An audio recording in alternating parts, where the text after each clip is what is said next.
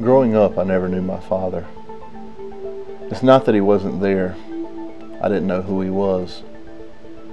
The only male figure I had in my life was my mom's boyfriend, and he both sexually and physically abused me. We lived on welfare and in government housing, and I was taught, as a child, how to manipulate and deceive the system, and I hated it. I was 17 years old when I left home, and I vowed to never let anyone really get to know me. No one was getting in. I would never depend on anyone but me. And when it came to God, as my father, man, to me a father represented all the things I hated. So it was alcohol and binge drinking and DWIs. That's how I began to deal with things. It's all I knew. I met Susan, and though I had a drinking problem, we were married in '92. To offset my inability to drive when I was drinking, get this, I started doing cocaine. You know, so that I would have all my senses. I got hooked instantly. I was so hooked on cocaine that I ran up our bills to over $70,000 in high-interest credit cards. We moved in together with Susan's parents, and I started going to recovery and pretending to go through the motions to satisfy Susan and her family. I was a master manipulator. Heck, I thought I could fix me. That's what recovery was, me fixing me. And as the master manipulator, I even played church too.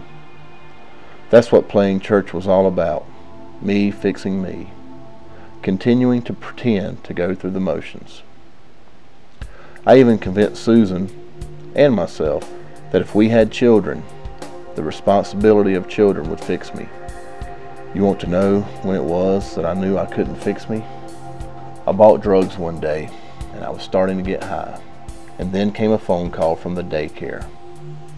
Adam was sick with a fever, and I had to go get him. My son just wanted to be held. He just wanted to be loved. And every time I put him down so I could get high, he would cry. He just wouldn't stop crying. That's when I realized that on that day, I cared more about getting high than I cared about taking care of my own son. The drugs were more important to me than loving my own boys. Susan would always say, if you really loved us, you would quit. I couldn't quit. Depression hit hard. The lies to Susan just got bigger. I hated who I saw in the mirror. It came to the point when the whole family knew about my problem, and I knew they were going to kick me out. If that happened, I was never going to see those boys again. I would be dead on the streets. I was 37 years old, and it was 2 a.m. on October 11th. I found myself on the roof of the building where I worked. I was ready to jump. Then it hit me. I thought about Ryan and Adam and how they would grow up like me, without a father and without knowing my real love for them. I didn't want them to experience what I had experienced. I didn't want them to have a missing piece of their heart. It was that moment that I realized for the first time that I had my first pure and unselfish thought. That was a painful and powerful realization, but it was a turning point for me. I dropped to my knees and I cried like a baby. On that roof, where I was ready to throw my life away, I flung myself on the mercy of God. I asked Him to forgive me, and I begged Him for His help. I had never asked for anyone's help. That next afternoon, Susan woke me up and said that we needed to have a family meeting downstairs. I knew what that meant. They were going to kick me out. Everyone was there, even the guy I had lied about and told everyone he was my sponsor. When I got downstairs, Susan told me if I was going to continue to be a part of this family, I had to get into a program. I had to get clean and sober. Help.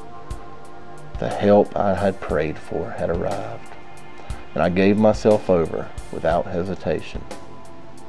I entered treatment, and I began working a 12-step program. I had stared a physical death in the face, and God pulled me back from the edge. It was a power greater than myself. It was a power greater than anything I'd ever experienced. I am now 40 years old, and I know firsthand that new life comes through death, for I haven't used drugs or alcohol since that night on my knees. My name is Mike Douglas, follower of Christ, husband to Susan, and father to Ryan and Adam. And if by God's grace I can have a clean start, so can you.